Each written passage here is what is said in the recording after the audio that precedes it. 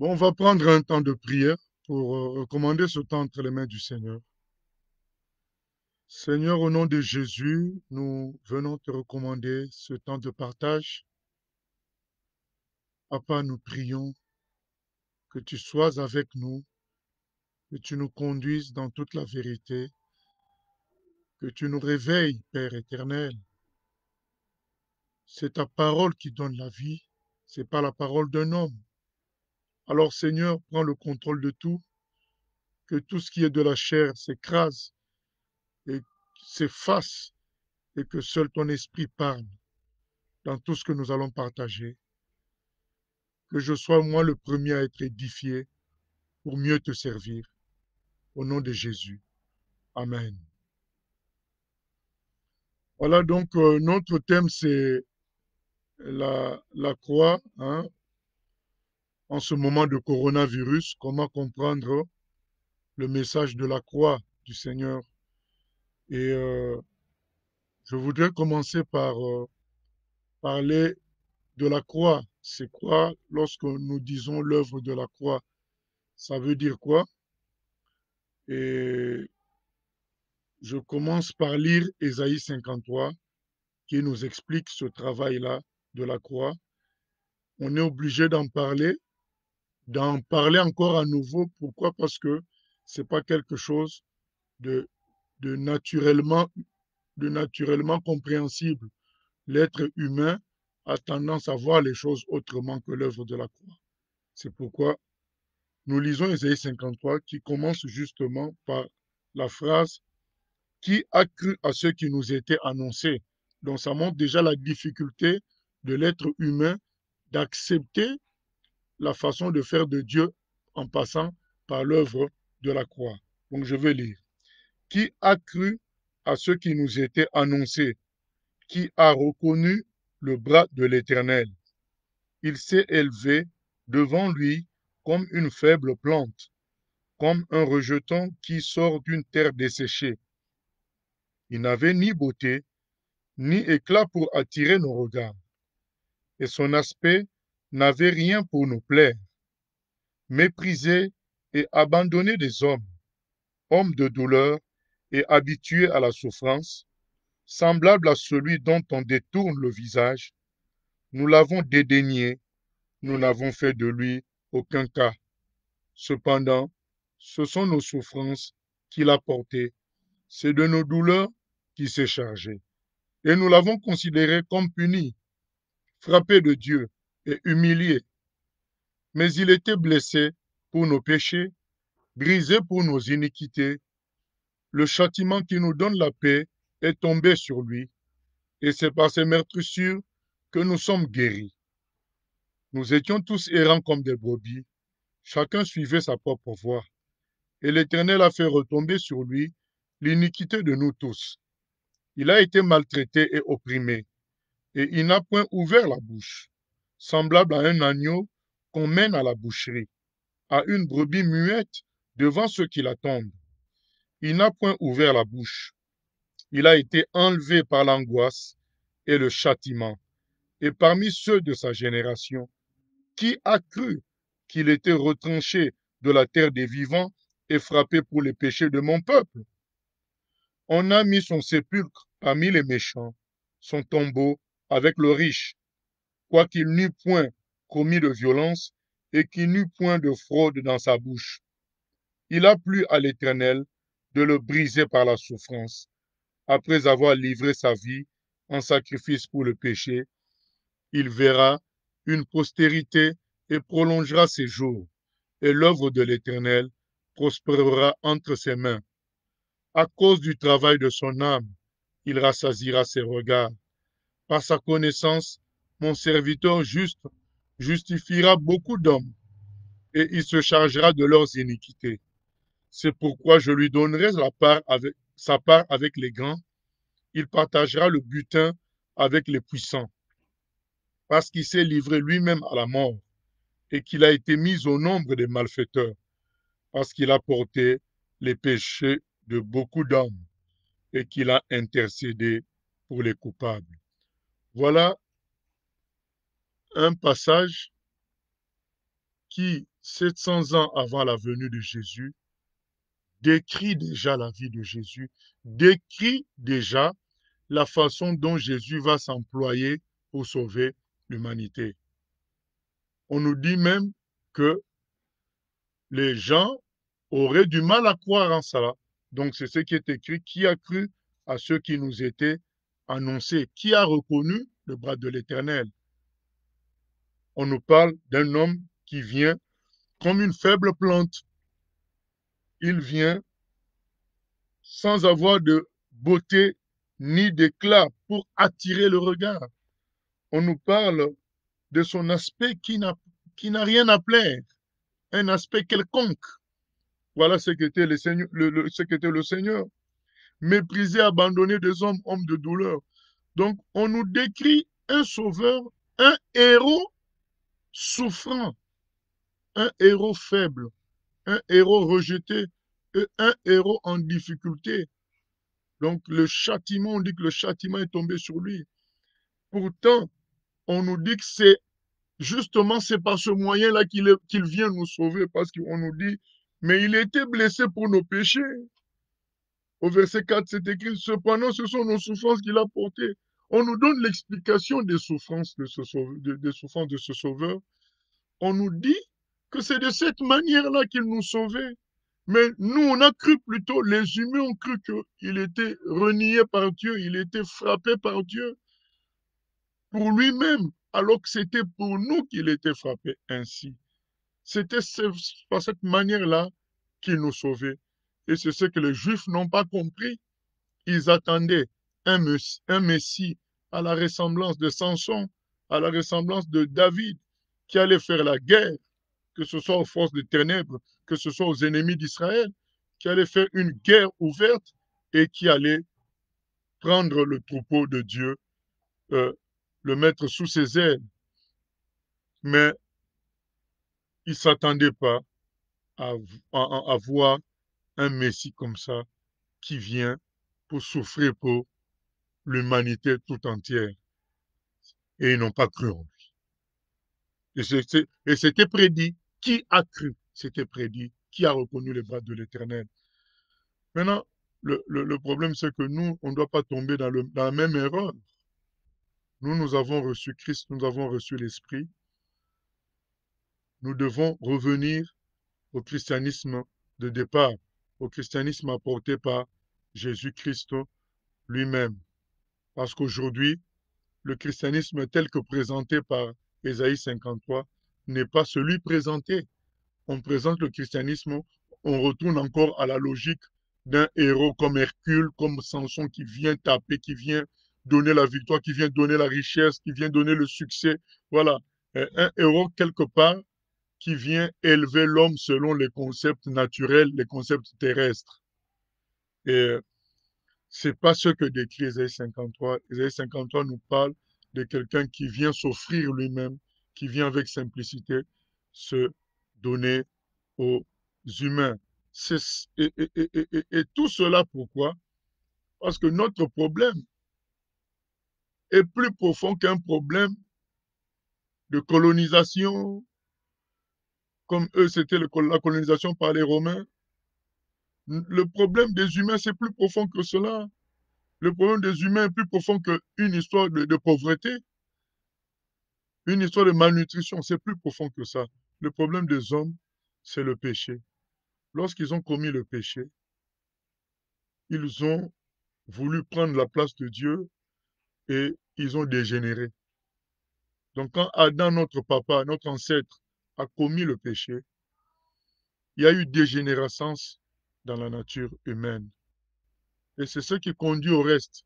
Les guerres, les maladies, les disputes, les souffrances, vouloir être le premier partout, vouloir être applaudi, reconnu, tout ça vient du fait que le premier homme a voulu être l'égal de Dieu, il a péché, et donc il a ouvert la porte à toutes sortes d'aberrations, à toutes sortes de dégénérescences, et nous en vivons les conséquences. Donc le problème est plus profond que juste une histoire d'être en bonne santé. C'est plus profond que ça, c'est le problème du péché. Et pour résoudre ce problème du péché,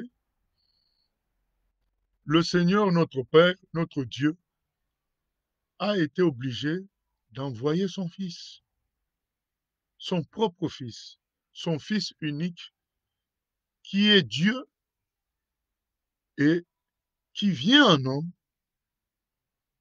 en homme parfait, conformément aux prophéties de l'Ancien Testament. Il vient comme l'agneau de Dieu qui doit enlever le péché de l'humanité. Quand vous lisez l'Ancien Testament, vous comprenez ce que Jésus dit lui-même dans Jean 5, 29. Il dit, vous lisez les Écritures pour comprendre, mais c'est elle qui parle de moi. Quand nous prenons l'exemple de Isaac, le fils d'Abraham, que Dieu a demandé qu'il soit sacrifié, c'était une préfiguration de Jésus. Dieu annonçait qu'il faut un sacrifice pour sauver l'humanité. Et quand Abraham a compris, Dieu a arrêté. Il a dit, même Isaac, quoique un homme bon, n'était pas parfait. Et le sacrifice est arrêté. Nous prenons l'exemple de Joseph. Même chose. Lorsque Joseph a voulu être tué par ses frères, Joseph représente aussi un type de Christ, une image de celui qui doit payer pour le salut des autres, dont son histoire le montre. Et qu'est-ce qu'on a apporté à Jacob, son papa? Voilà, sa tunique sur laquelle était du sang, mais du sang d'animaux. Mais normalement, eux, ils ont dit c'est le sang de Joseph. Mais c'est ça, c'est ce que Dieu voulait nous communiquer déjà, qu'il faut qu'un homme vienne être sacrifié pour que les autres soient sauvés. Et Joseph va dire à ses frères à la fin, quand Jacob meurt, à la fin de Genèse, il dit, n'ayez pas peur, je ne veux vous faire aucun mal. Ce qui m'est arrivé, c'était pour sauver un peuple nombreux. Vous sauvez et sauver un peuple nombreux. Donc Joseph a sauvé l'Égypte qui représente le monde et il a sauvé ses frères et sœurs qui est Israël. Donc Jacob, c'est Israël. Donc il a sauvé Israël et il a sauvé le monde. Et c'est ce que Jésus est venu faire. Donc il y a déjà l'image du sacrifice en Isaac, en Joseph et bien sûr dans l'agneau de Pâques qu'on retrouve dans Exode 12, où il y a euh, Dieu qui veut libérer les enfants d'Israël de l'Égypte. Est-ce qu'il a utilisé une armée pour cela? Non. Tout est dans la Bible. Mais après, il faut l'Esprit de Dieu pour nous guider et il faut l'humilité pour accepter. C'est ce que les Juifs n'ont pas accepté. Qui a cru? Mais ceux qui n'ont pas cru est déjà dans la Bible. Pour sortir d'Égypte, Dieu a utilisé finalement, après tous les miracles extraordinaires que Dieu a fait, Pharaon bloquait toujours les enfants d'Israël. Et c'est le dernier miracle où il y a l'intervention de l'agneau comme sacrifice de protection pour les enfants d'Israël. C'est ce dernier miracle qui fait que les enfants d'Israël sont libérés de l'Égypte. Donc Dieu a utilisé l'agneau.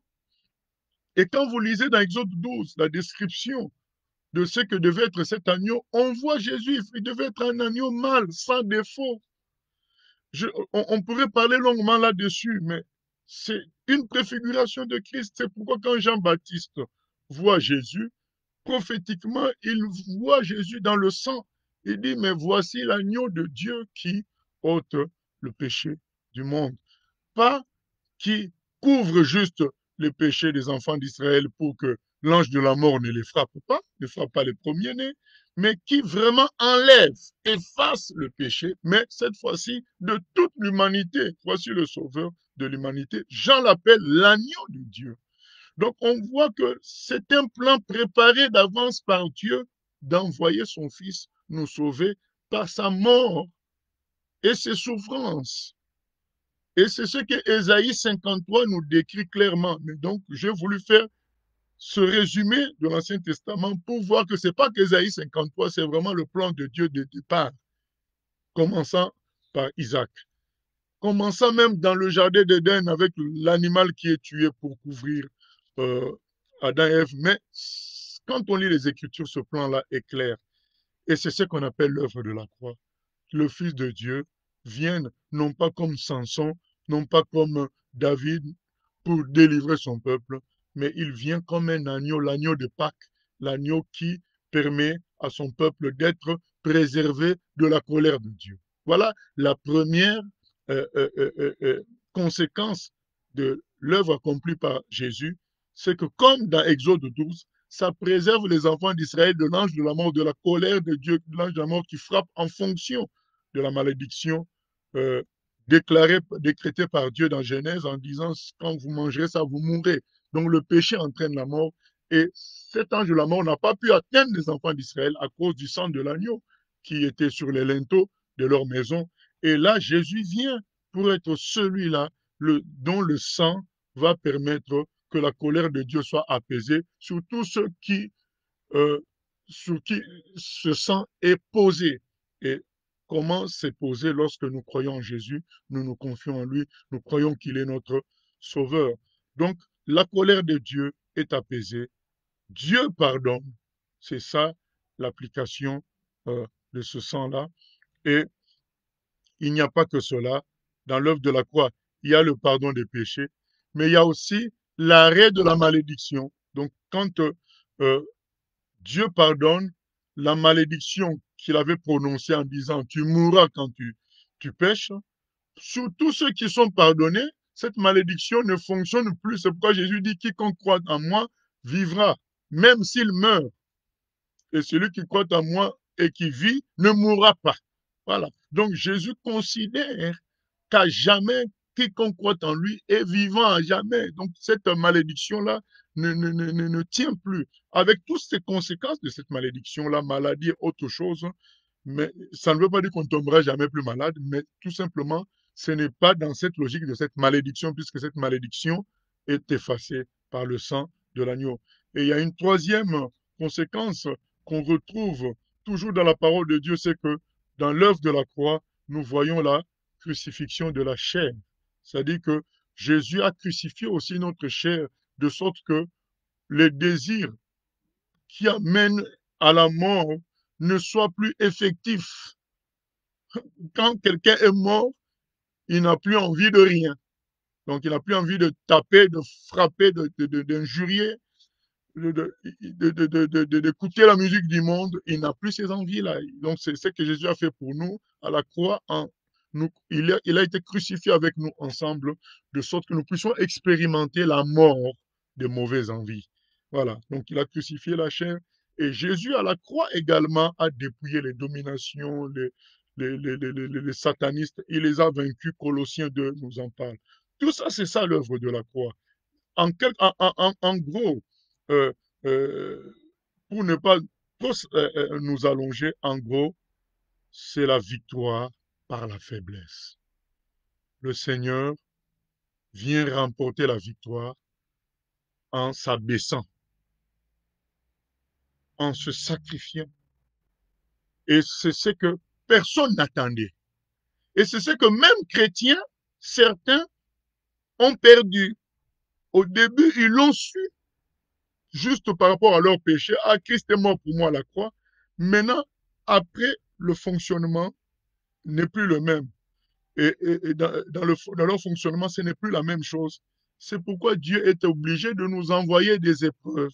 Il est obligé de nous envoyer des contrariétés, des difficultés pour nous ramener au fait que euh, la marche avec Christ, c'est la même marche que lui-même a eu à faire, c'est-à-dire l'œuvre de la croix. Christ est venu pour cela. Il est venu se sacrifier, il est venu se donner, il est venu s'humilier, il est venu être petit pour que Dieu l'élève par la résurrection. Et il nous recommande de faire la même chose. Il nous dit quiconque veut le suivre doit porter sa croix et le suivre. Donc, doit faire le même cheminement. Nous, quand nous avons cru en Christ, nous avons cru pour répéter sa vie. Et nous allons lire quelques textes qui nous aident à comprendre ces choses. Nous lisons par exemple dans 1 Corinthiens 2, 1 Corinthiens 2,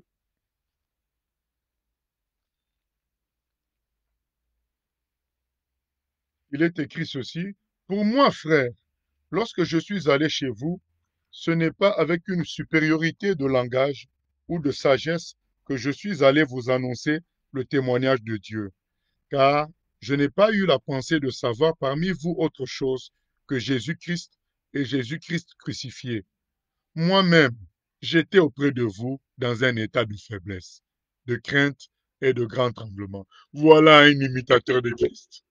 Voilà un disciple de Jésus, Paul, dans un état de faiblesse, de crainte et de grand tremblement. Pas comme un acteur de cinéma, pas comme un héros, mais un homme simple. Et ma parole et ma prédication ne reposaient pas sur les discours persuasifs de la sagesse, mais sur une démonstration d'esprit et de puissance. Donc c'est l'esprit qui touche les gens par sa puissance, afin que votre foi fût fondée non sur la sagesse des hommes, mais sur la puissance de Dieu. Cependant, c'est une sagesse que nous prêchons parmi les parfaits, sagesse qui n'est pas de ce siècle, ni des chefs de ce siècle, qui vont être anéantis. Nous prêchons la sagesse de Dieu, mystérieuse et cachée, que Dieu, avant les siècles, avait destinée pour notre gloire. Sagesse qu'aucun des chefs de ce siècle n'a connue, car s'ils l'eussent connue, ils n'auraient pas crucifié le Seigneur de gloire. Donc, cette affaire-là est un mystère que beaucoup n'ont pas accepté et les forces des ténèbres étaient ignorantes par rapport à cela et ils ont crucifié le Seigneur croyant qu'il remportait une bataille. Or, c'était leur défaite qu'ils signaient. Et c'est cette façon de faire que le Seigneur nous appelle à adopter. Porter sa croix et le suivre. Vivre la même vie. Et ce sont des choses qu'aujourd'hui, les chrétiens ne pratiquent plus. Ils pensent à être le premier. Ils pensent à être élus par celui-ci, à faire succès par là. Toutes sortes de prédications. Tu seras le premier, non le dernier. Tu dois marquer ta génération. Ceci, cela. Mais c'est pas ce que nous lisons, bien-aimés. Je ne sais pas moi qui parle. On a lu. Paul dit que j'étais parmi vous comme quelqu'un de faible. Et je comptais sur l'Esprit. C'est ça. Il imitait son maître Jésus, qui était sans rayonnement, charnel, qui attire. Nous, on a toujours cru, puisque nous lisons, que Jésus était brillant quand il était sur terre. Mais non, c'est parce que nous lisons. Les gens, quand ils étaient avec lui, c'est vrai, vous allez me dire, il a fait des miracles impressionnants. Mais tout le monde, déjà, n'a pas toujours été exactement là quand il faisait ces miracles. Là, quand il a marché sur les eaux, c'était qu'avec ses apôtres. Quand il a calmé la tempête, c'était avec eux. Tout le monde n'a pas exactement vu la même chose au même moment. Mais les gens, qu'est-ce qu'ils se disaient? Mais ça, c'est le fils du charpentier qui va dire qu'il est fils de Dieu. Mais non. Donc ces gens-là avaient du mal parce que Jésus était tellement normal. C'est rétrospectivement que nous le trouvons extraordinaire, mais à son époque, quand lui il marchait dans la rue, il n'était pas extraordinaire. C'est ce qui créait la difficulté à accepter que c'est le Fils de Dieu, sauf sur révélation du Saint-Esprit dans les cœurs humbles. C'est cela, bien-aimé. Et le Seigneur a eu un imitateur, Paul, dont on vient de lire le texte, qui dit même, qui va jusqu'à dire dans Colossiens 1, 24, Colossiens 1, 24, il dit, je me réjouis maintenant dans mes souffrances pour vous, et ce qui manque aux souffrances de Christ, je l'achève en ma chair pour son corps qui est l'Église. Il dit, je souffre pour vous, et ce n'est pas encore fini. Si je veux atteindre la dimension de Christ, il y a encore des souffrances que je dois expérimenter. Qui va parler comme ça aujourd'hui? Aujourd'hui, les gens, ce qu'ils veulent être des patrons chrétiens, des patrons pasteurs. C'est ça qu'ils veulent. Ils veulent épater. On leur ouvre la portière quand ils descendent. On leur porte la Bible. Non. Alors qu'est-ce que Dieu fait? Dieu permet le coronavirus. Il permet ces événements que nous vivons pour nous ramener à la croix, à l'œuvre de la croix. Bien aimé, l'œuvre de la croix n'est pas une œuvre de défaite, c'est une œuvre de victoire. Apocalypse 12, 11 nous dit, nous avons vaincu à cause du sang de l'agneau. C'est pas parce que tu serais simple que tu es en train de perdre. C'est pas parce que tu n'es pas connu que tu es en train de perdre. L'œuvre de la croix a triomphé de Satan. Colossiens 2 nous le montre. 14 à 16. Il les a traduits en spectacle par l'œuvre de la croix, par son sang versé à la croix. Bien aimé, voilà ce que l'œuvre de la croix est. Pour nous aujourd'hui, nous comprenons que pendant ce coronavirus, pendant toutes les, euh, au milieu de toutes ces mesures de barrières, de distanciation, d'interdiction de rassemblement, nous voyons que l'Église est secouée. Notre action habituelle est bouleversée. Si on veut parler humainement, on a perdu en consistance humaine. Mais c'est là que nous devons revenir, comprendre que ce n'est pas ce qui est faible qui est perdant. L'œuvre de la croix nous enseigne que c'est dans la faiblesse que Dieu manifeste sa puissance. Jésus s'est affaibli, c'est ainsi que Dieu a élevé son nom au-dessus de tout nom. Philippiens 2. L'œuvre de la croix nous apprend cela. C'est pourquoi, pour aujourd'hui, je voudrais donner quelques conseils. Dire premièrement la chose suivante, c'est que nous devons comprendre que si Dieu nous a sauvés par les souffrances de Jésus, s'il nous a sauvés par la mort de Jésus, Dieu ne nous a pas sauvés par les miracles de Jésus. Il ne nous a pas sauvés parce que Jésus a calmé la tempête. Il ne nous a pas sauvés parce que Jésus a ressuscité Lazare. Il ne nous a pas sauvés par l'éloquence de Jésus. Il nous a sauvés par sa mort à la croix. Nous avons lu Ésaïe 53. Par ses meurtrissures, nous sommes guéris. Il nous a guéris par les meurtrissures de Jésus. C'est ça l'œuvre de la croix. L'œuvre de la croix a produit notre salut. Bien-aimés, si l'œuvre de la croix a produit notre salut, ne pensons pas que les difficultés sont une défaite. Ne pensons pas que diminuer en nombre ou en influence est une défaite. Tant que nous croyons en l'œuvre de la croix, nous devons croire aussi que c'est par la faiblesse, comme dit le frère Paul, que Dieu peut manifester sa puissance.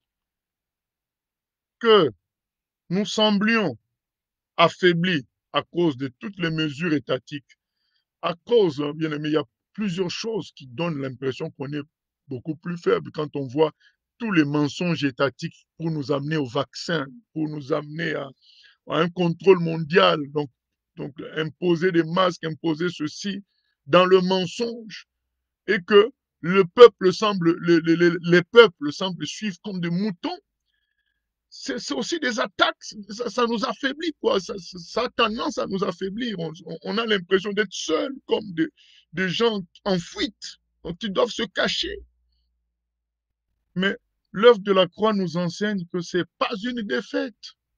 L'œuvre de la croix nous enseigne que être diminué, être faible, manquer d'argent, mais être fidèle à Christ, c'est une gloire. Au contraire, c'est par là que nous serons vainqueurs.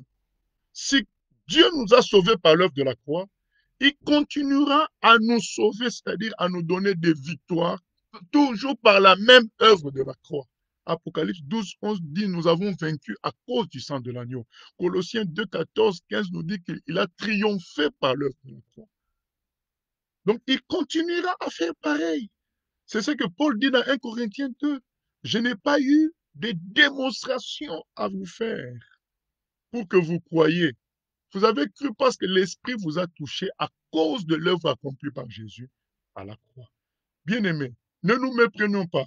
On est des humains, on s'est fait avoir par la chair et les raisonnements qui nous faisaient croire que une grande salle, une très belle musique, de gens avec une certaine aura, c'est ça qui est efficace. C'est ça qui sauve. C'est le grand nombre. C'est ça la puissance. Dieu a permis ce coronavirus pour nous dire c'est pas ça. Regardez, tout ça peut être éliminé en 2 temps, 3 mouvements. Nous, on a vu des églises en France, des églises de 2000 personnes en 2 temps, 3 mouvements. Ils font le culte à 15 à cause des restrictions. Vous allez dire, mais les gens suivent sur Internet, mais ce n'est pas la même chose. C'est pour dire que si c'était le nombre notre force, là, on voit bien que ce n'est pas le cas. Si on pensait que c'était ça notre force, on voit bien que ce n'est pas le cas. Notre force, c'est l'œuvre de la croix. Donc, premièrement, bien-aimés, si Dieu nous a sauvés par la croix, il continuera à nous faire triompher par l'œuvre de la croix. Deuxièmement, à la croix, Jésus a crié, tout est accompli dans Jean 19, 30. Il a crié, tout est accompli. Qu'est-ce que ça veut dire, frère? Quand quelqu'un te dit, tout est accompli, toi, tu as encore fait quelque chose. Lui, il a dit, j'ai tout fini. J'aime ça en anglais, puisqu'en anglais, c'est écrit, it's finished. C'est fini. Accompli, ça peut paraître des français un peu. Mais en anglais, c'est j'ai fini. Bon, quelqu'un dit, j'ai fini de faire la cuisine. Quand toi, tu entres dans la cuisine, est-ce que c'est encore pour préparer? Est-ce que c'est pour ajouter quelque chose? Non. C'est pour prendre la marmite, amener à table, prendre les assiettes. Voilà. Lui dit, il a déjà fini. Bien aimé, c'est un sujet de joie. Peu importe ce qui peut nous arriver, peu importe les restrictions, Jésus a dit tout est accompli. Ce n'est pas nous qui allons sauver l'humanité. C'est Jésus qui a sauvé l'humanité. Lorsqu'il a crié tout est accompli, il avait déjà sauvé. On a un rôle d'accomplissement de la chose, mais la chose a été déjà faite. La chose a été déjà déclarée, déterminée. Ça doit nous encourager, bien aimés.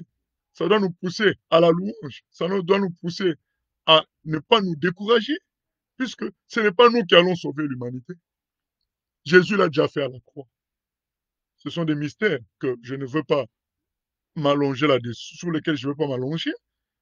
Mais c'est pour dire, bien aimés, soyons bibliques. Jésus a dit, tout est accompli. Donc, sois dans la joie, sois en forme. Notre apparente diminution en force n'est pas une défaite parce que ce n'est pas nous qui allons sauver les gens. Christ l'a déjà fait à la croix. Nous avons notre part. Tant que nous gardons notre foi, notre part sera efficace. Même si en apparence, ça paraît peu efficace. Mais Dieu a déjà prévu comment rester efficace malgré le coronavirus, malgré toutes ces difficultés. Parce que s'il a dit tout est accompli, il avait déjà vu le corona. Il avait déjà vu tout ça. Malgré ça, il a dit tout est accompli. Donc, nous devons être calmes et être attentifs à quoi faire par l'Esprit Saint pour continuer à être efficace malgré les restrictions et marcher par la foi en ce que Christ a dit, tout est accompli. Ça nous donnera l'assurance que le peu qu'on fait, les prières que nous faisons, le peu de travail qui nous reste à faire, hein, ce peu-là est très efficace malgré tout. C'est pas quand nous étions libres de voyager ou de prêcher dans des grandes salles que nous étions beaucoup plus efficaces. Même maintenant, on est efficace tant qu'on a foi au fait que notre Seigneur a tout accompli. C'est la foi qui compte.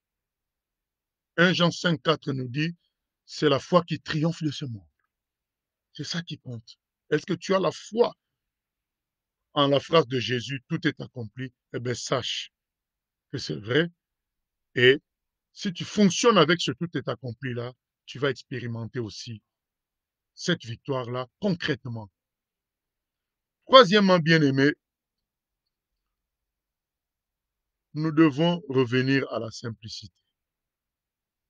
Dieu nous appelle à être simples et nous fonder sur lui pour toutes choses. Ne pas chercher à briller charnellement, mais chercher à être soumis au Saint-Esprit pour qu'il fasse briller Christ en nous, soumis à sa parole. L'apôtre Paul dit, j'étais parmi vous comme un homme faible. Je n'ai pas usé de grandes démonstrations. J'ai présenté les choses tout simplement. Bien-aimés, revenons à la simplicité. Revenons à l'esprit de sacrifice. Ce qui compte dans le royaume de Dieu, ce n'est pas les exploits, ce sont les sacrifices qui comptent. Nous avons été sauvés par un sacrifice et c'est toujours le sacrifice qui va faire que la gloire de Dieu se manifeste. Et parfois, dans le sacrifice, on peut paraître comme perdant, mais Dieu nous dit non. Quand on sème un grain de blé, il produira. Mais quand on l'a semé, on l'a perdu. Et une vie de simplicité, où on s'attache plus au Seigneur, où on s'attache à la vérité, où on s'attache à l'amour de Dieu et à l'amour pour les hommes. Une vie où on semble être à la dernière place, mais tout en étant dans la vérité, bien aimé, ça produira du fruit en abondance. Et nous le verrons. Imitons notre Seigneur. Ne cherchons pas à vaincre par la chair, mais à vaincre par la parole et par l'Esprit de Dieu, en toute simplicité. Vous savez, pour finir, je veux dire une chose. Il y a le Christ historique, celui qui est venu il y a environ 2000 ans, qui a été sacrifié à la croix, qui a fait des œuvres, qui a prêché la vérité, qui a vécu toute sa vie pour les autres. Il ne s'est pas marié, il a vécu toute sa vie pour nous apporter le salut. Ça, c'est le Christ historique. C'est ce que tout le monde connaît. Tout le monde connaît ça, bien aimé. Tout le monde connaît ça. Mais comprenons que la vie chrétienne, ce n'est pas la foi en un Christ historique. Ça, même les païens connaissent le Christ historique. La vie chrétienne, c'est la vie de Jésus dans un humain aujourd'hui. Le recommencement de la vie chrétienne, de Jésus. Tous ces problèmes que nous connaissons nous amènent à revenir au Christ historique. Vivre sous pression, vivre sous des menaces, vivre diminué, mais pour sauver d'autres personnes. Mais en union totale avec son Père pour le salut de l'humanité. Nous sommes appelés à quitter le Christ historique et à vivre Christ maintenant. Ce qui aboutit automatiquement par un sacrifice de soi-même. Et ce temps de difficulté nous appelle à cela, à comprendre que ce n'est pas une bonne position de confort, de grande salle, de visa, de voyage, de tout ça. Ce n'est pas ça qui est important aux yeux de Dieu. C'est une vie qui est offerte à Dieu en sacrifice. C'est ça qui est important aux yeux de Dieu. Et c'est ça qui va produire beaucoup plus de choses plus tard. Passons du Christ historique au Christ vivant et réel en nous, qui doit se refaire en nous. C'est ce que Paul dit dans Colossiens 1, 24. Il doit se refaire en moi. Je dois achever les souffrances de Christ en moi. Vous savez, aujourd'hui, même les chants ont changé. Autrefois, on parlait de la croix, de la croix, de la croix. Je me glorifie. Aujourd'hui, si tu crois, tu seras le premier. Je ne veux même pas chanter ces chants-là. Tu es vainqueur, c'est vrai. Mais tu es vainqueur comment? C'est par l'œuvre de la croix.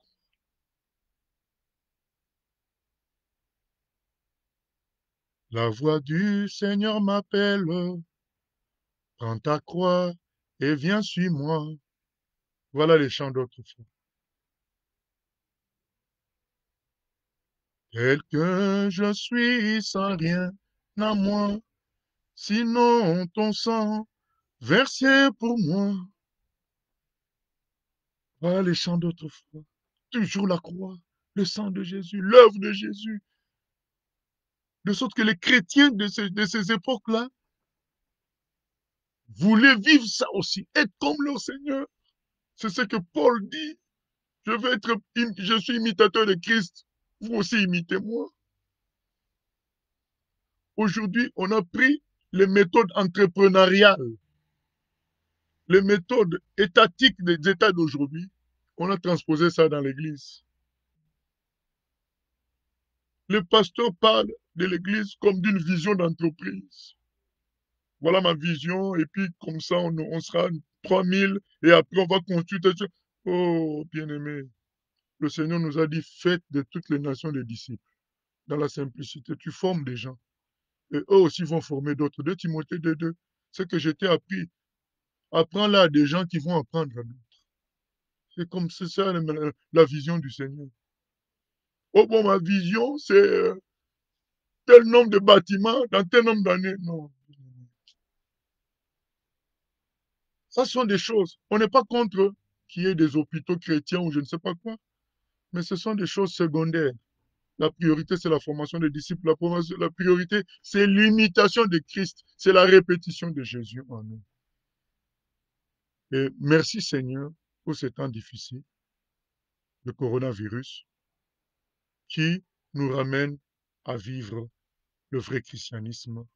Un christianisme où tu es démuni, mais tu crois que Dieu fait de grandes choses. J'aime mon ami Richard Rembrandt.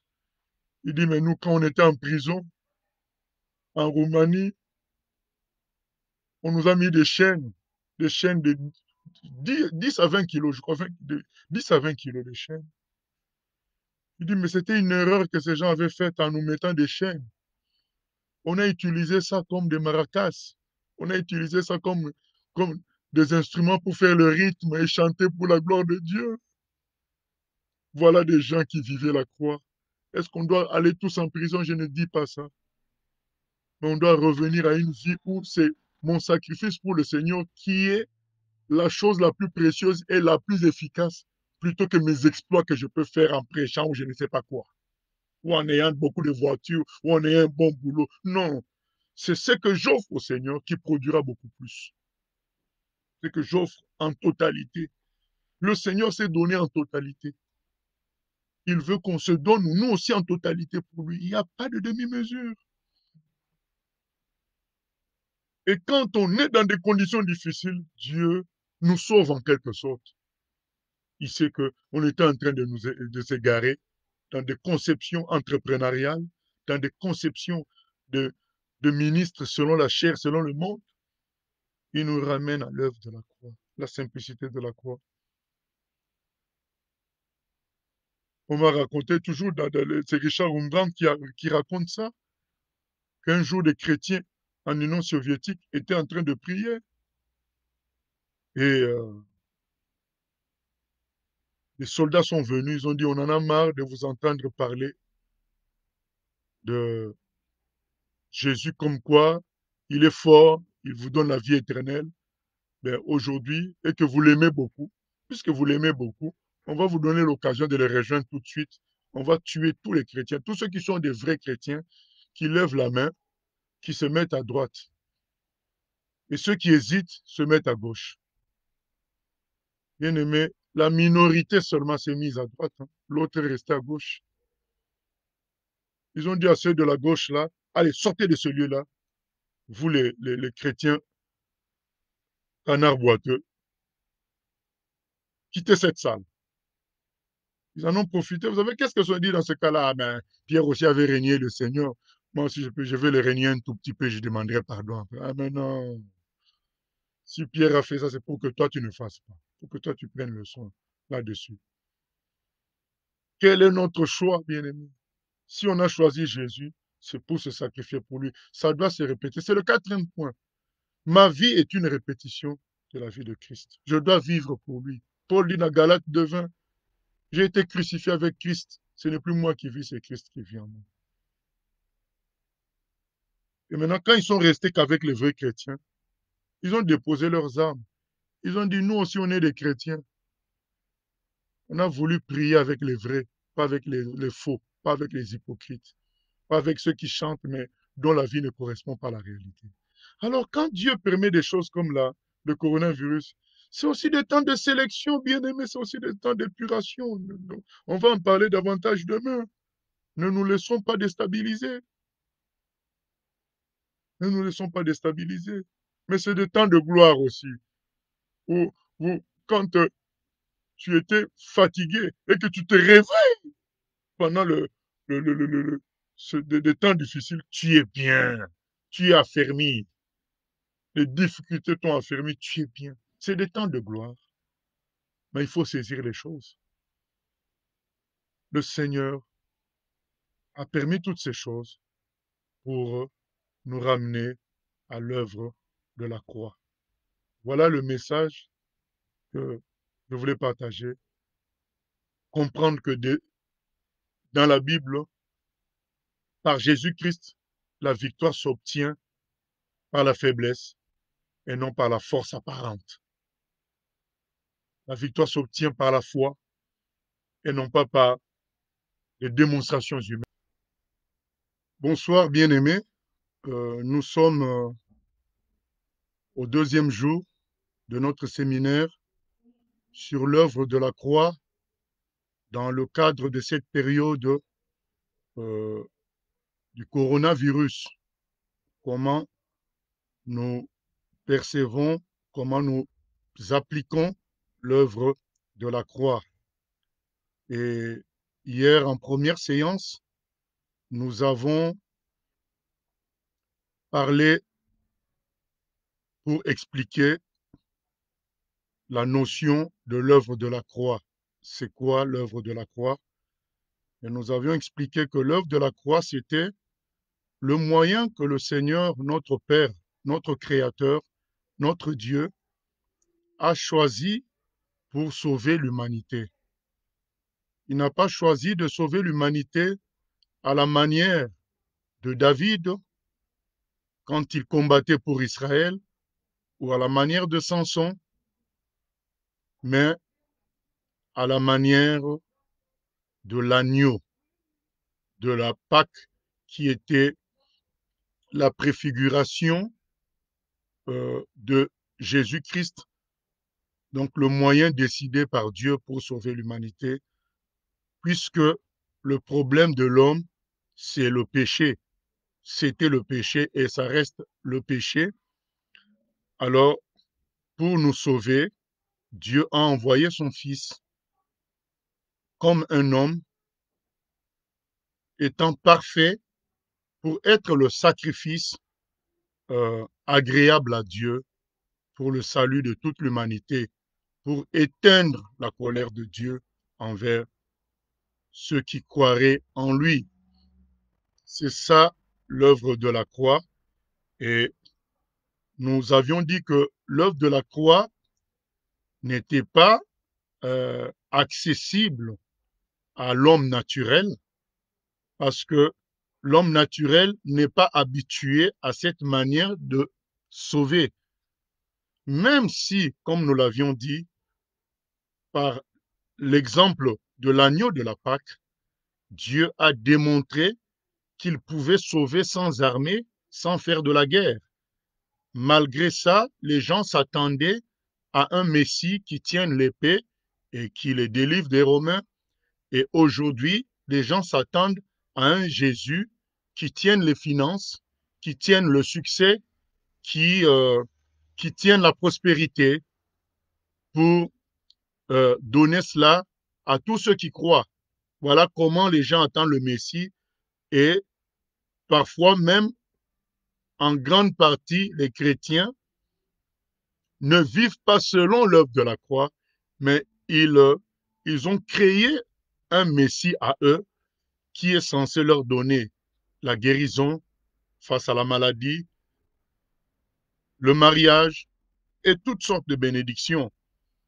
Ce qui fait que, euh, en faisant ainsi, ils sont devenus en quelque sorte ennemis de la croix. Or, si Dieu a choisi l'œuvre de la croix, les souffrances et le sacrifice de Jésus comme moyen de salut, pour nous, disons-nous bien que c'est le moyen le plus efficace pour sauver et pour le reste.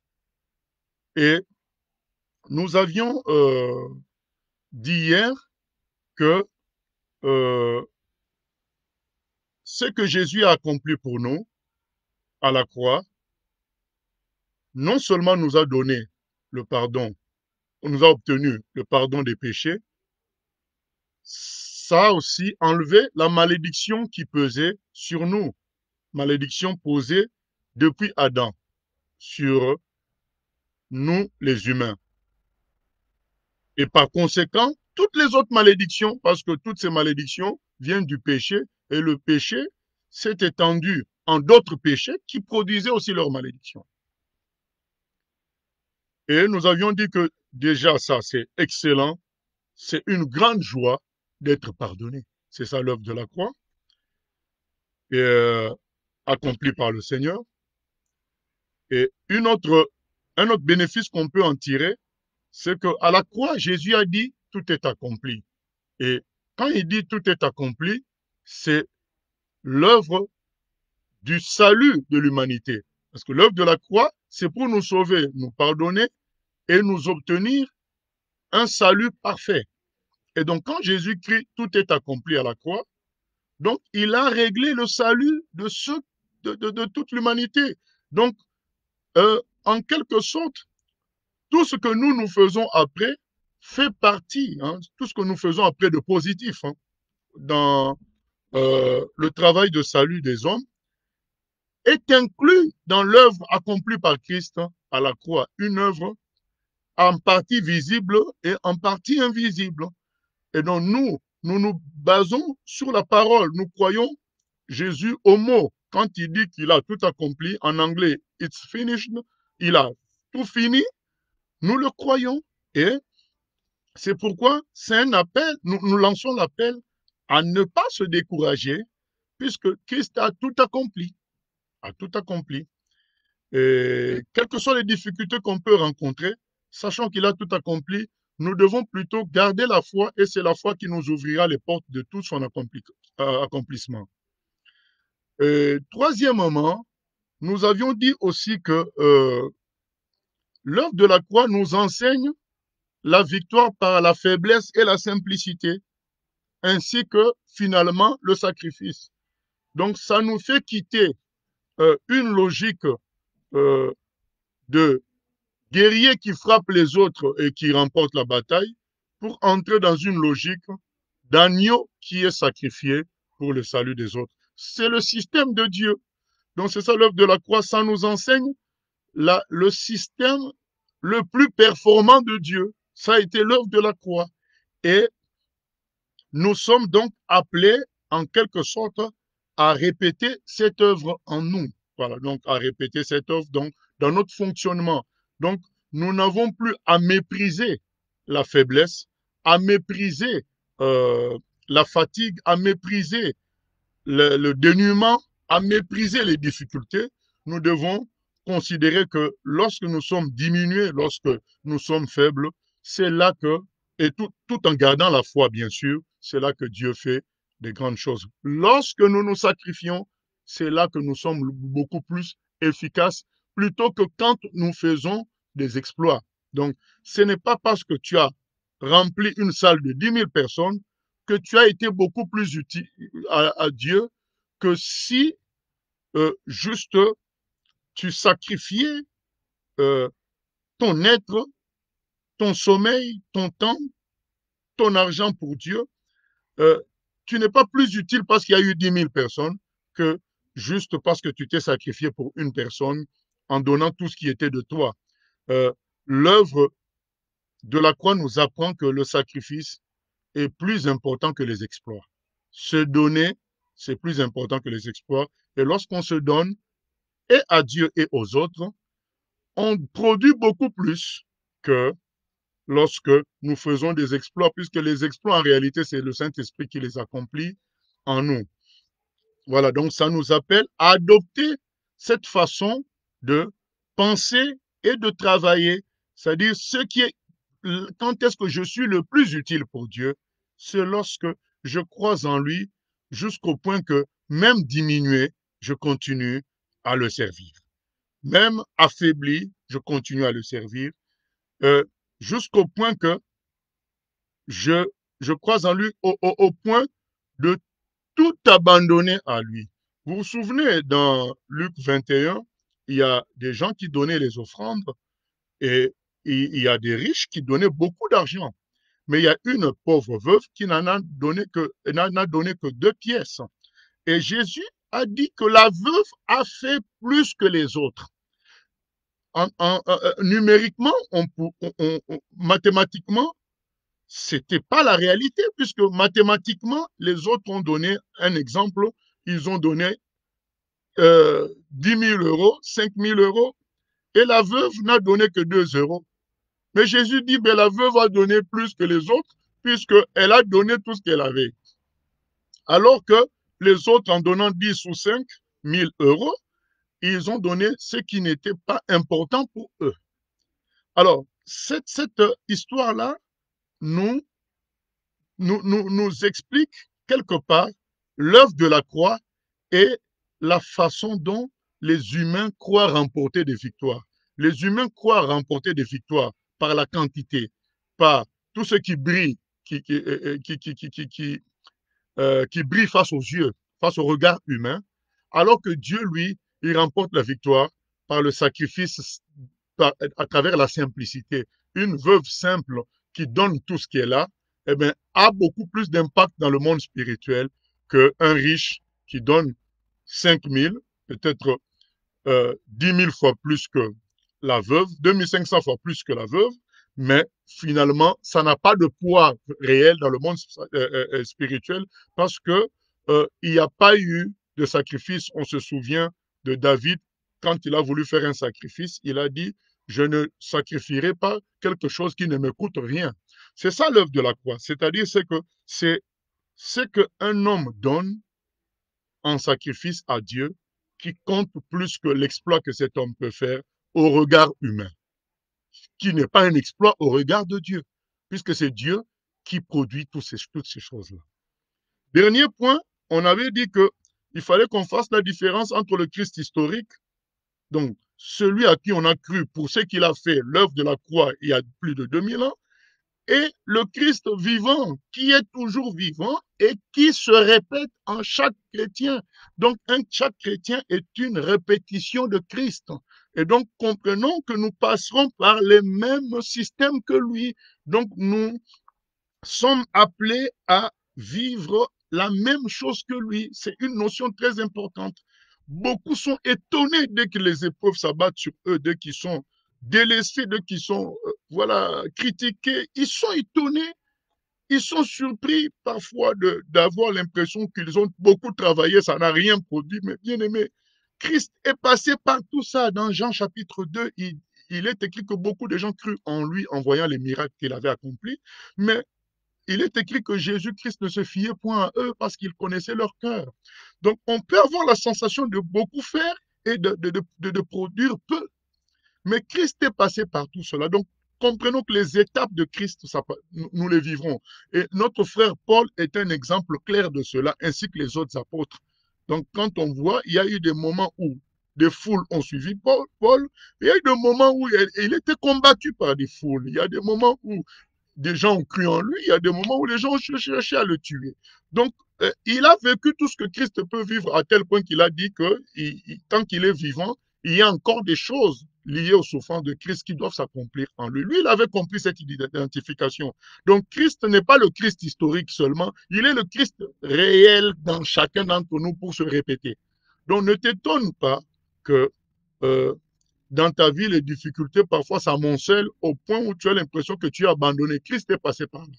Il a crié, tout, Père, pourquoi tu m'as abandonné? Donc, c'est ça l'œuvre de la croix. C'est tout ce système de salut de Dieu, de travail de Dieu, dont Christ est l'exemple et qui se répète finalement à chacun d'entre nous. On pourrait résumer ça, la victoire par la faiblesse et le sacrifice. Voilà. Et l'amour. Voilà. C'est ça l'œuvre de la croix. Et pour relier à notre thème à nous, c'était, mais donc, quel est le lien avec ce temps de coronavirus? Mais le lien, c'est que pendant ce temps de coronavirus, nous sommes secoués, nous les chrétiens, nous sommes en épreuve. Déjà, notre façon de nous organiser a été bouleversée, puisqu'on ne peut pas se réunir comme avant. Donc, nous perdons quelque part en force apparente. Nous perdons quelque part en puissance humaine. Donc, et on peut penser que nous reculons. Mais non, si on se réfère à l'œuvre de la croix, on va comprendre que ce sont des choses que nos prédécesseurs ont vécues, ce sont des choses euh, que nous pouvons surmonter par la prière, par la foi.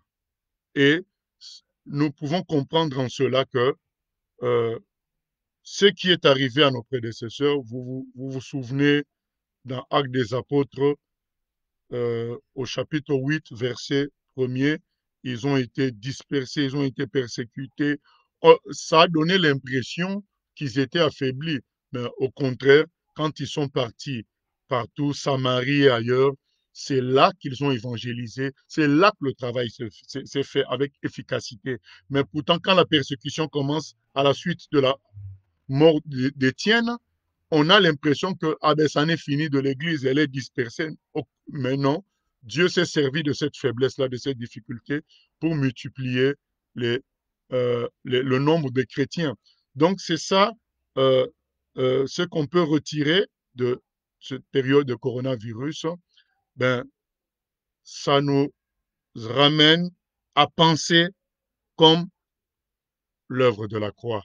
Ça nous ramène à penser comme le véritable évangile, qui n'est pas l'évangile des exploits humains visibles, mais qui est l'évangile de la foi profonde en Dieu, en se sacrifiant entièrement pour que Dieu sauve l'humanité à travers nous. Donc, ce temps de coronavirus euh, est en quelque sorte un bon moment parce que il nous ramène à l'œuvre de la croix. Donc, vous savez, nous sommes des humains.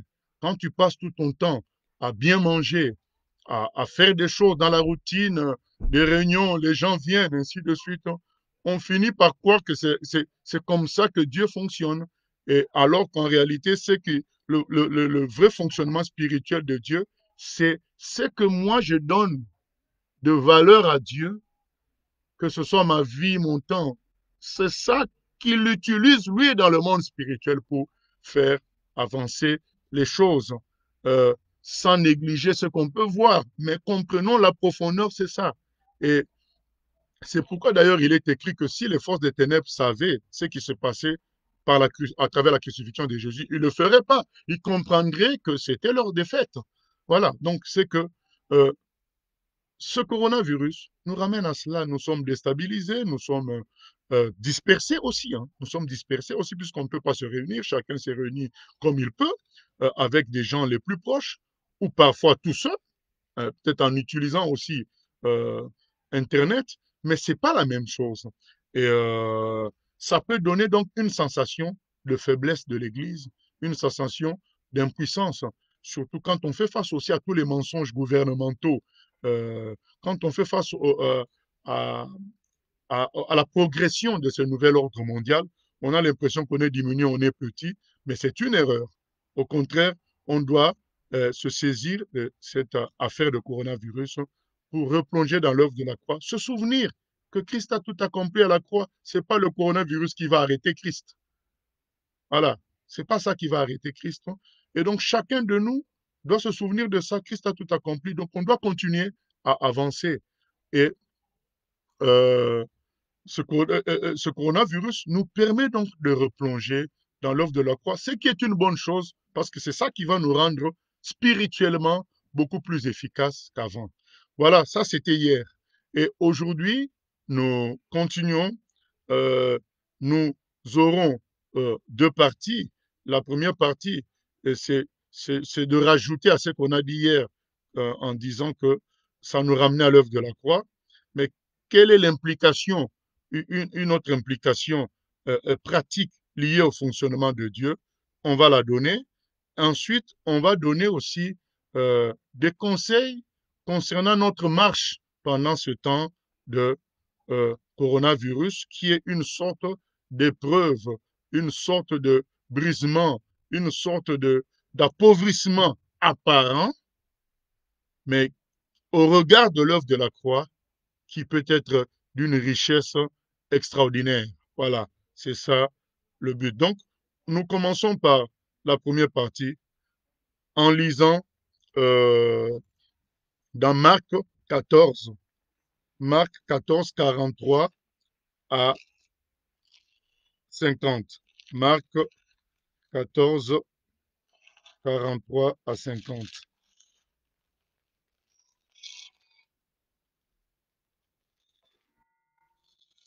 Marc 14, 43 à 50. Il est écrit ceci.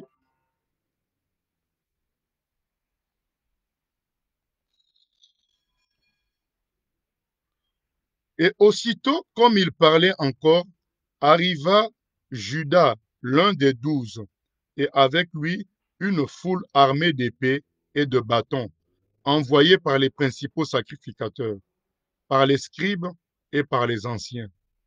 Celui qui le livrait leur avait donné ce signe. Celui que j'embrasserai, c'est lui. Saisissez-le et emmenez-le sûrement. Dès qu'il fut arrivé, il s'approcha de Jésus, disant, Maître, et il l'embrassa. Alors ces gens mirent la main sur Jésus et le saisirent. Un de ceux qui étaient là, tirant l'épée, frappa le serviteur du souverain sacrificateur et lui emporta l'oreille. Jésus, prenant la parole, leur dit, Vous êtes venus comme après un brigand, avec des épées et des bâtons, pour vous emparer de moi. J'étais tous les jours parmi vous, enseignant dans le temple, et vous ne m'avez pas saisi, mais c'est afin que les Écritures soient accomplies. Verset 50, qui nous intéresse le plus. Alors, tous l'abandonnèrent et prirent la fuite. Tous l'abandonnèrent et prirent la fuite. Voilà ce qui est dit dans ce texte. On vient arrêter Jésus.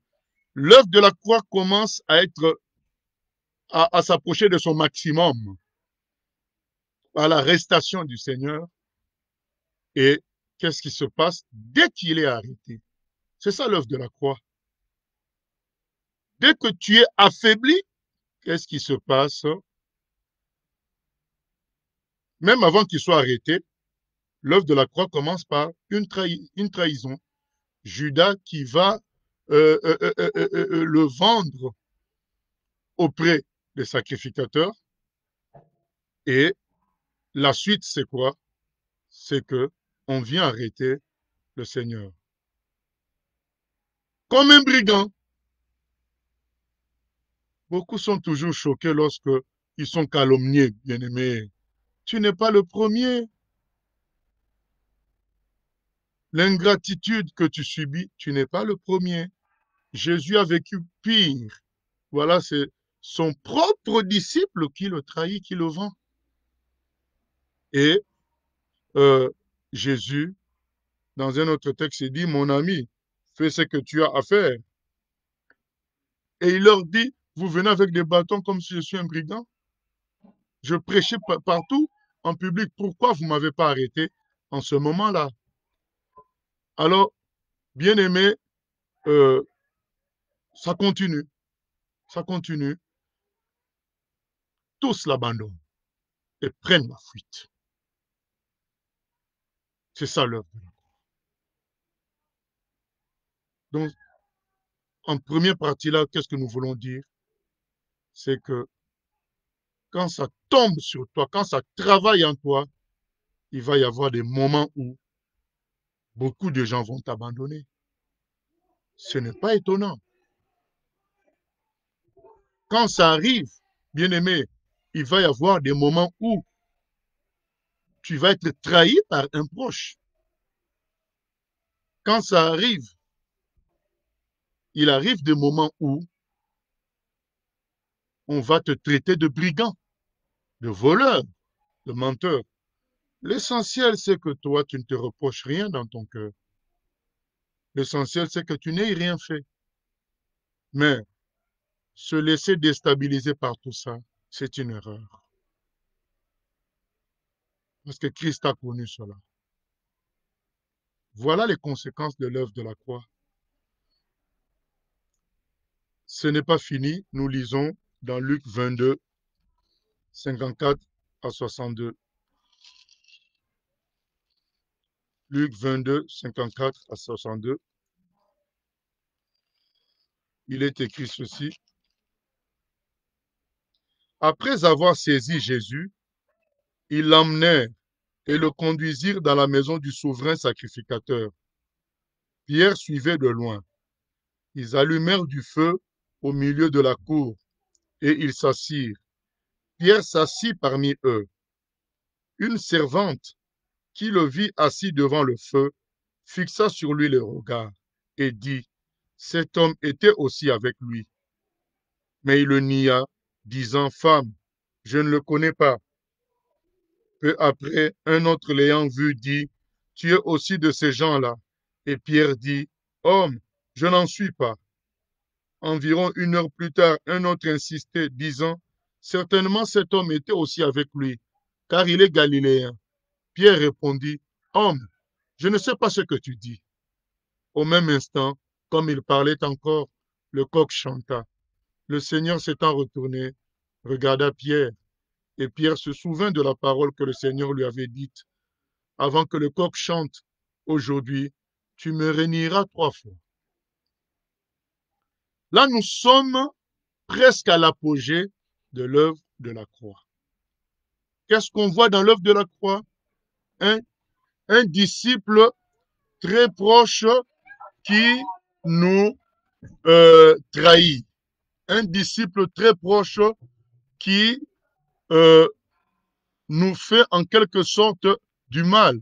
C'est ça l'œuvre de la croix, bien-aimée. Alors, nous devons prendre conscience de cela. Euh, Est-ce que vous pouvez amener les enfants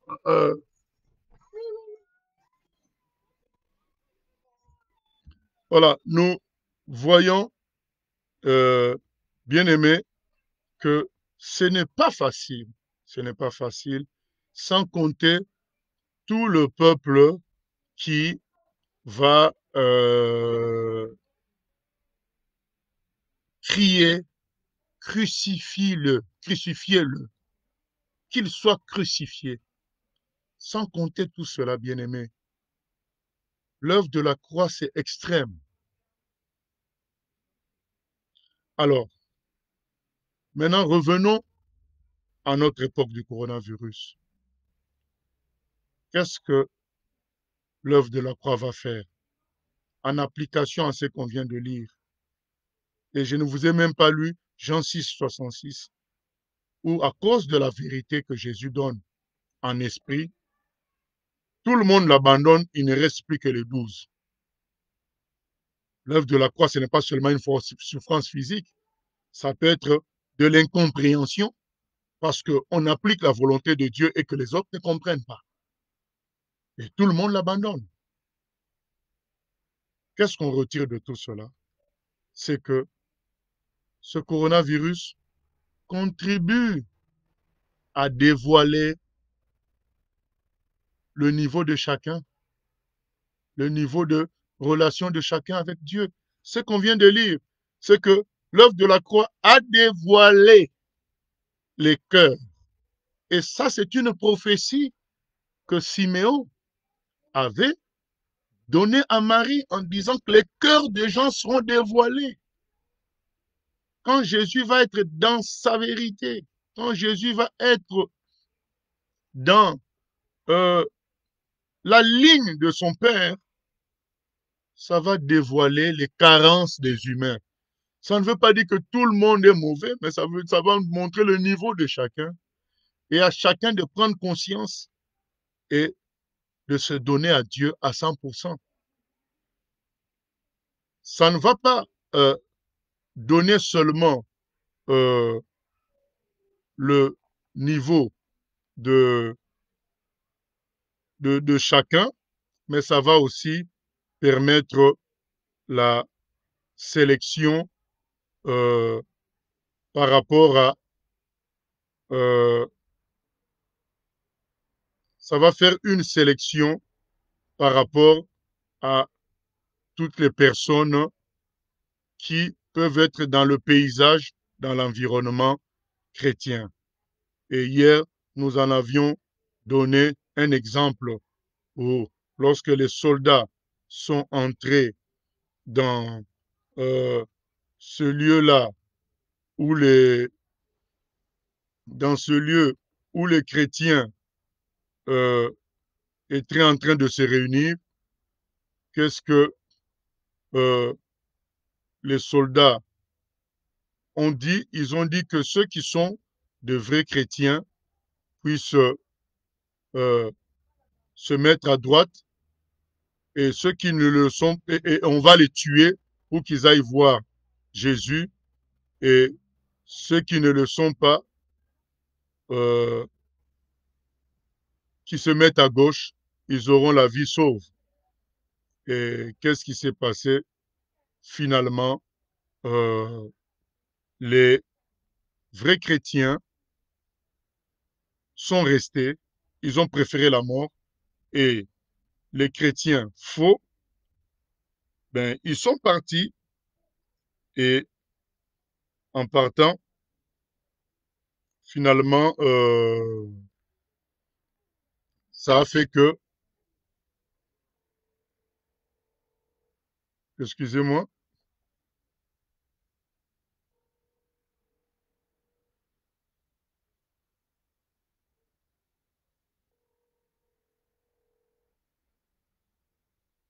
je ne me vois plus à l'écran.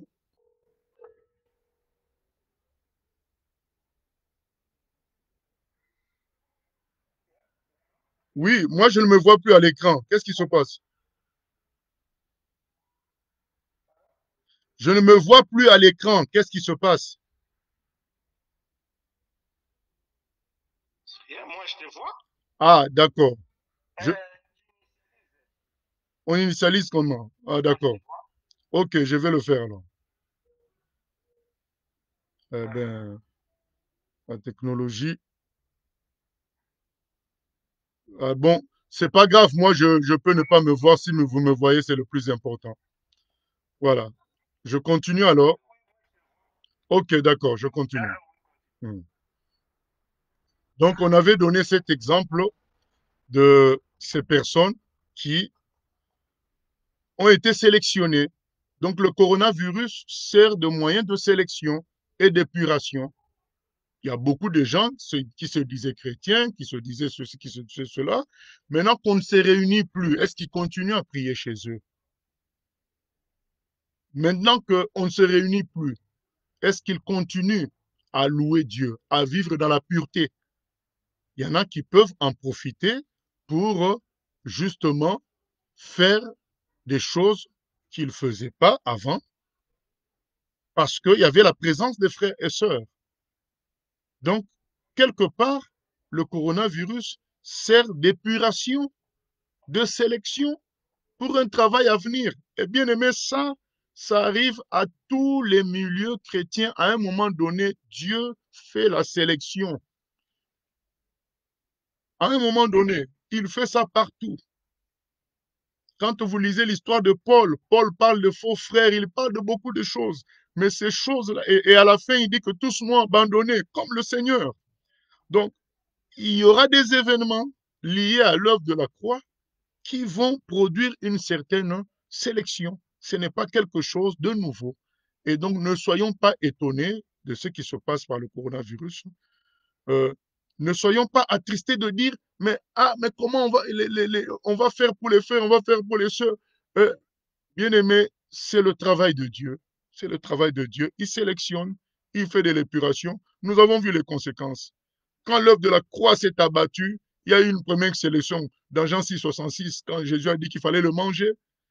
Et à la fin, il y a eu encore une sélection, c'est-à-dire non seulement une sélection, mais une, un dévoilement de ce qu'était le cœur de chacun. Donc à la fin, il y a eu tout cela.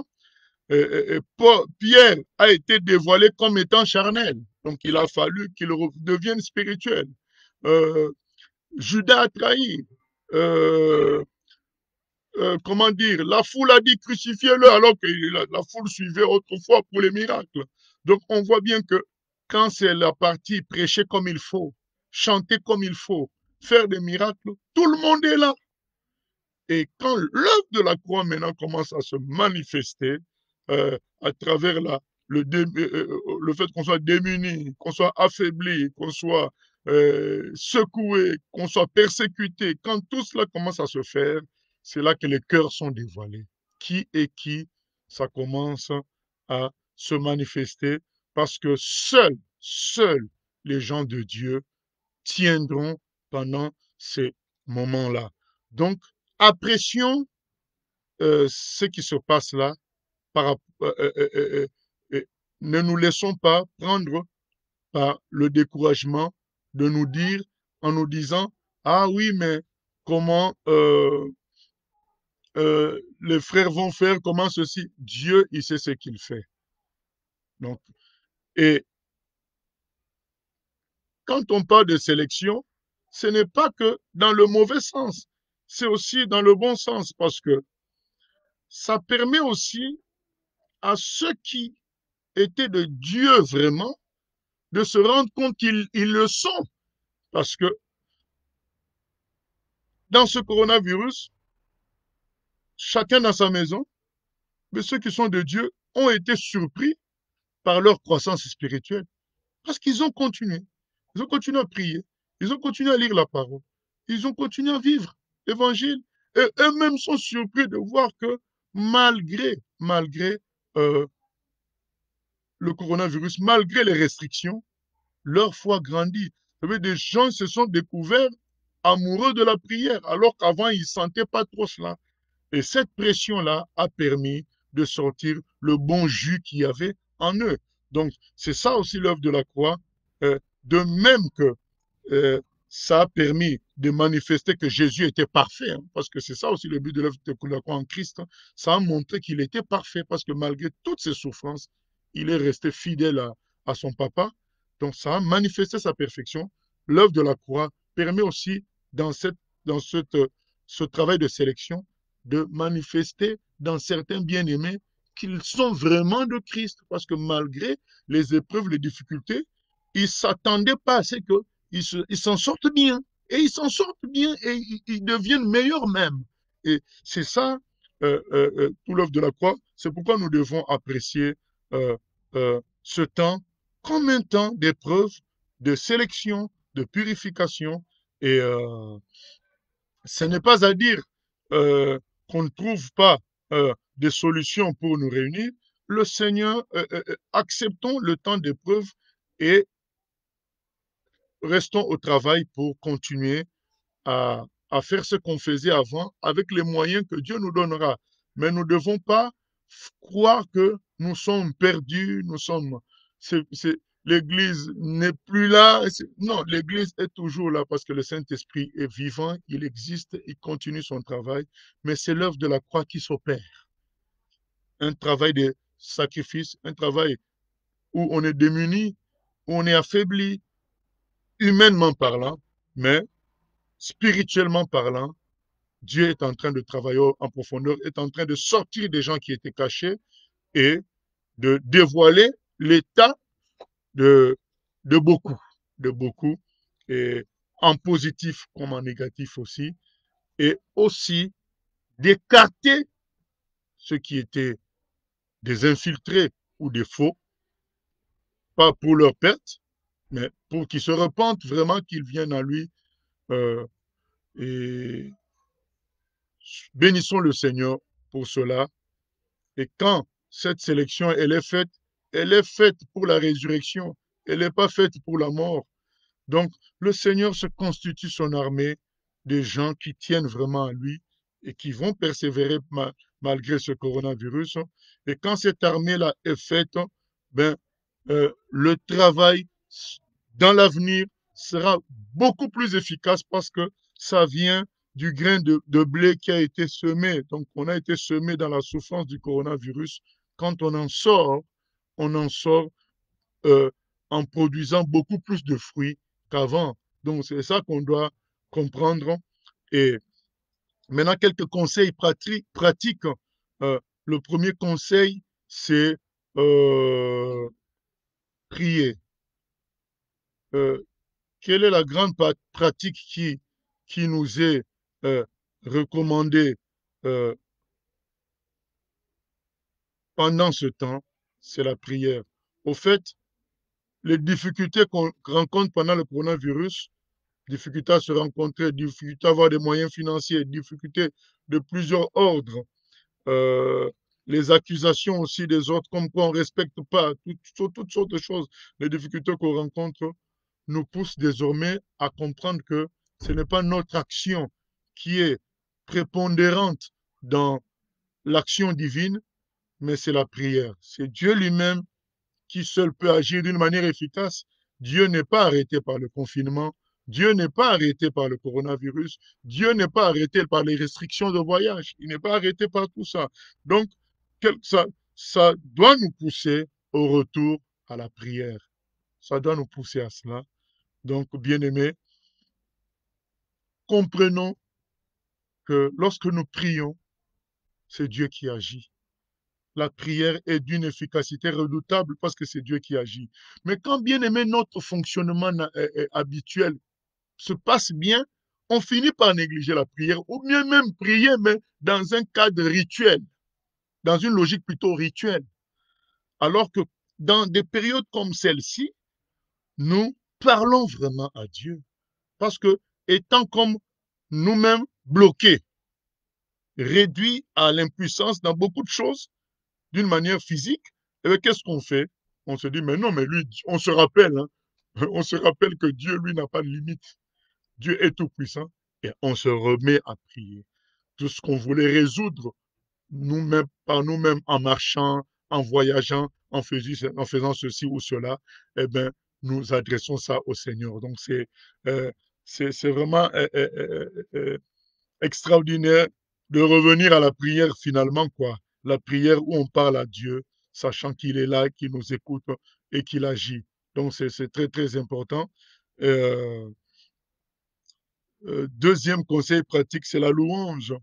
Euh, C'est-à-dire que nous allons réapprendre par l'œuvre de la croix. Quand Jésus dit tout est accompli, euh, c'est ça l'œuvre de la croix. Donc, quand il finit tout, il dit tout est accompli. Ça nous pousse aujourd'hui à louer Dieu parce qu'il a tout accompli par son Fils et que ce que nous subissons n'est pas une défaite, c'est sous contrôle.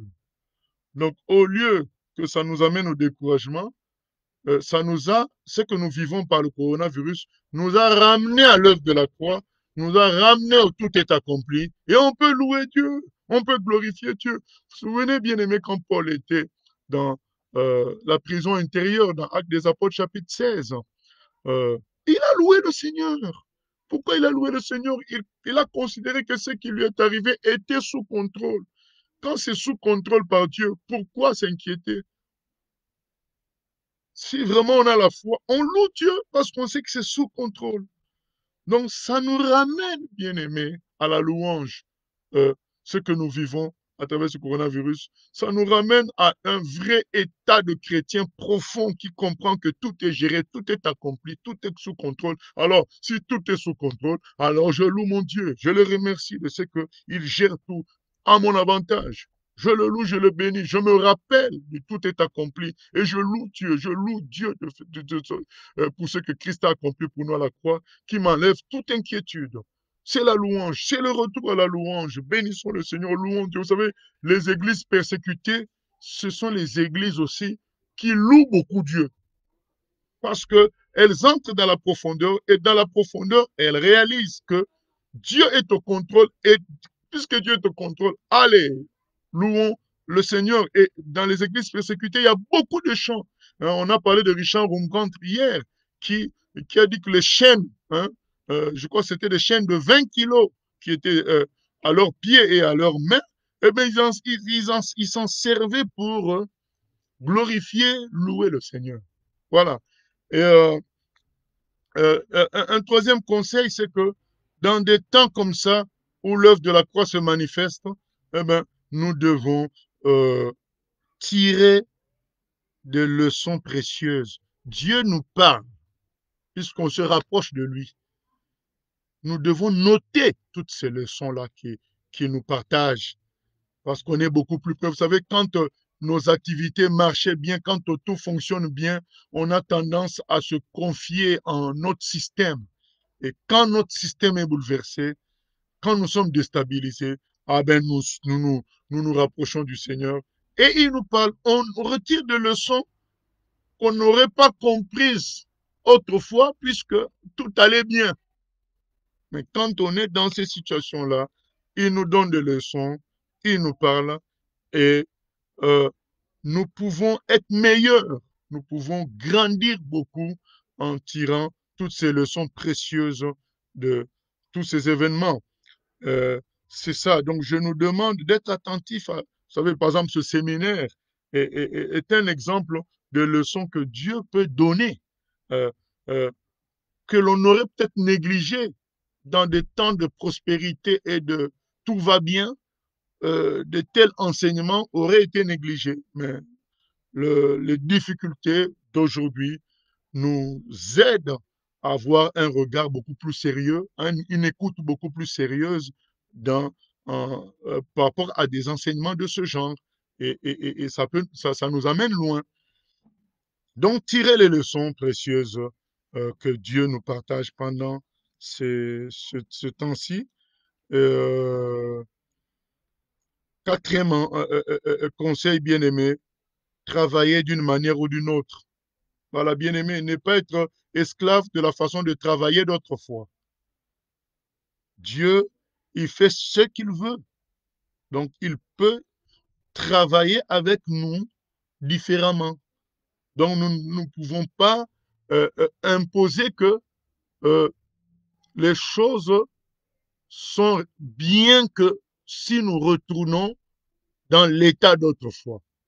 C'est ça qui peut freiner beaucoup de personnes qui ont mis une parenthèse à leur vie chrétienne, qui ont mis une parenthèse à leur foi, attendant le déconfinement total à tous les niveaux. C'est une erreur. Nous devons travailler, continuer à travailler d'une manière ou d'une autre, attentif à l'Esprit Saint. Il va nous inspirer, il va nous donner les moyens de travailler. Je me souviens, alors que nous étions interdits de sortir pendant le confinement, euh, moi je sortais avec une autorisation quand même pour aller enregistrer les prédications. On était interdit de sortir, donc en quelque sorte interdit d'évangéliser physiquement. Mais Dieu, Dieu n'est pas lui interdit, il est tout puissant. Qu'est-ce qui s'est passé? Un jour, j'ai été arrêté par deux gendarmes, ou oui, deux gendarmes qui faisaient leur contrôle pour savoir où j'allais, est-ce que j'avais les autorisations. Donc, je suis descendu de la voiture avec mes deux papiers et ils m'ont dit, vous allez où? Moi, j'ai dit, mais je vais enregistrer une prédication parce que je suis pasteur et on avait contacté les autorités pour cela. Euh, Et ils m'ont dit, ah bon, mais oui, mais est-ce que vous avez les autorisations? Moi, je dis, oui, j'ai mes deux papiers. Ils n'ont même pas lu. Ah bon, vous enregistrez où? J'ai donné l'adresse. Et puis, l'un d'entre eux me demande, mais aujourd'hui, vous allez parler de quoi? Ah, moi, j'ai saisi l'occasion. J'ai dit, mais on va parler de la fin des temps, que tous ces événements que nous vivons sont des signes de la fin des temps, que Jésus est en train de revenir, que chacun doit se préparer à cela. Ah bon? Oh, ne dites pas cela. Moi, je dis, si, si, c'est la fin des temps.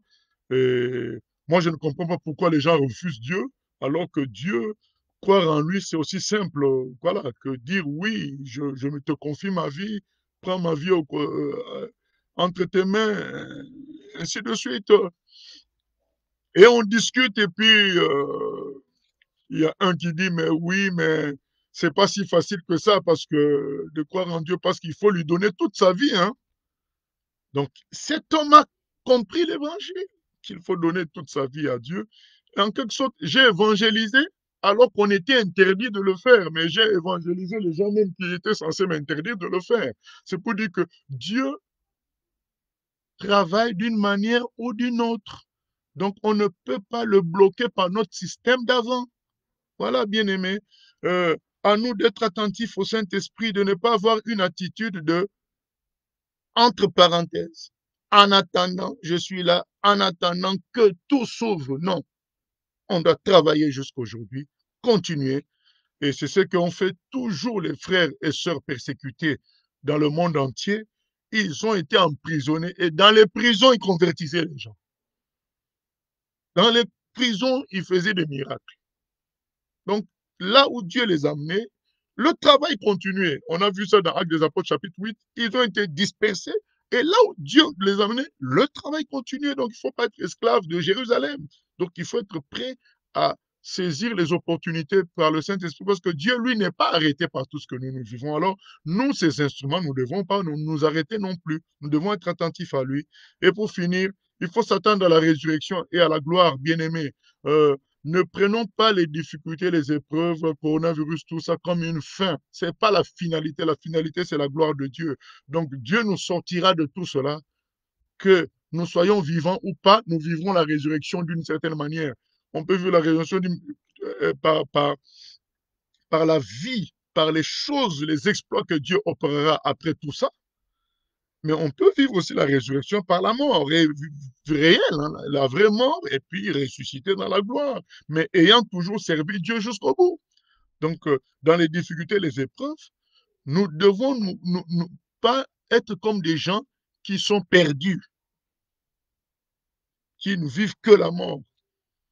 Dans 2 Corinthiens, chapitre 1er, verset 8 à 9, Paul en parle, il dit que nous étions dans une souffrance telle qu'on attendait que la mort, mais on comptait sur la résurrection. Je lis quand même le passage parce qu'il est très intéressant.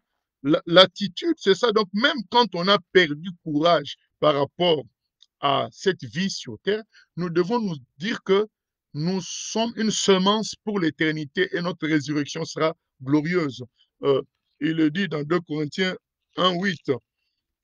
Vous savez, Christ est ressuscité. Il est ressuscité et ça a fait oublier comme la sensation de défaite que les disciples, dans laquelle les disciples étaient quand Christ était malmené. Il est ressuscité, c'est devenu leur salutation. Jésus-Christ est ressuscité. L'autre répondait, il est vraiment ressuscité. Donc nous devons nous attendre, nous aussi, à des formes de résurrection et vivre notre temps difficile dans l'attente de cette forme de résurrection. Quiconque ne vit pas ça comme ça va vivre d'une manière découragée, d'une manière affaiblie. Nous lisons en 2 Corinthiens 1:8. Nous ne voulons pas, en effet, vous laisser ignorer, frères, au sujet de la tribulation qui nous est survenue en Asie, que nous avons été excessivement accablés au-delà de nos forces, de telle sorte que nous désespérions même de conserver la vie. Et nous regardions comme certains notre arrêt de mort, afin de ne pas placer notre confiance en nous-mêmes, mais de la placer en Dieu qui ressuscite les morts. Voilà. Donc, ça nous ramène à placer notre confiance en Dieu qui ressuscite les morts. Donc, Dieu n'est pas arrêté même par la mort. Donc, dans tout ce que nous vivons, attendons-nous à une résurrection. Marchons avec force, avec joie et courage, parce que la résurrection est au bout. Qu'elle soit une résurrection euh, comme une œuvre extraordinaire que Dieu fera après, qu'elle soit aussi la vraie résurrection physique, mais tout ça nous est glorieux et va venir. Dieu ne perdra jamais un combat. Son Église ne sera jamais vaincue par les forces des ténèbres. C'est ce qu'il a dit à Pierre. Les portes du séjour de mort n'auront point le dessus sur mon Église, parce que c'est moi-même qui l'a bâti. Donc, travaillons, vivons dans une logique que la résurrection arrive. Comme Christ allait à la croix, il savait, il avait prophétisé la croix, mais il avait prophétisé aussi la résurrection euh, le troisième jour.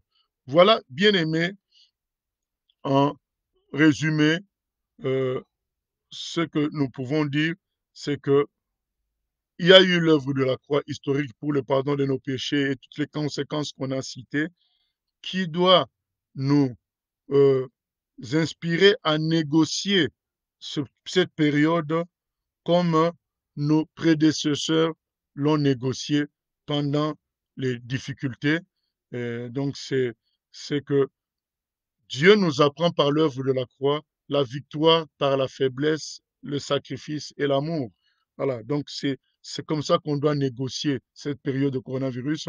Et aujourd'hui, nous avons dit, eh bien, ça sert aussi de moyen de sélection, de moyen de dévoilement, de moyen d'examination de soi-même, de moyen d'écarter aussi les faux, de dévoiler cela afin de produire une réorganisation qui va euh, ressusciter dans la gloire, qui va produire beaucoup de fruits dans l'avenir. Donc prenons les choses ainsi pendant ce temps de coronavirus en nous servant de l'œuvre de la croix. Que le Seigneur soit béni. Nous allons prier avant d'accorder la place à des questions. Donc, si on a des questions, on peut les écrire. Moi, je ne les vois pas, mais il y a le frère Alain qui les voit et qui va me les transmettre par WhatsApp. Donc, je vais laisser un temps pour les questions. Euh, nous allons prendre un temps de prière. Et pendant ce temps de prière, que chacun regarde à lui-même pour dire à Dieu dans quel état il se trouve. Voilà, comment il s'est vu à travers cette période. Être honnête et demander de vivre comme désormais, vivre comme le Seigneur désormais. Prions. Oh Seigneur, nous venons prier que tu nous sondes à travers cette période pour nous montrer notre état réel et nous pousser au changement et à l'offrande de nous-mêmes en sacrifice vivant et agréable, une offrande à 100%. C'est ça l'œuvre de la croix. Christ s'est donné à 100% en sacrifice afin que nous nous soyons sauvés. Et nous sommes appelés à répéter la même chose. Et aide-nous, Seigneur, à revenir à la prière, à la louange, à tirer les leçons les plus précieuses de ce temps-ci que nous vivons, à continuer à travailler d'une manière ou d'une autre. Ce n'est pas ce qui fait de l'éclat humainement parlant qui est le plus efficace, mais c'est ce que tu fais quand quelqu'un continue à s'offrir entre tes mains et finalement à nous attendre à la gloire, à la résurrection qui va succéder à tous ces temps-ci. Merci Seigneur de nous ramener à toi. Au nom de Jésus. Amen.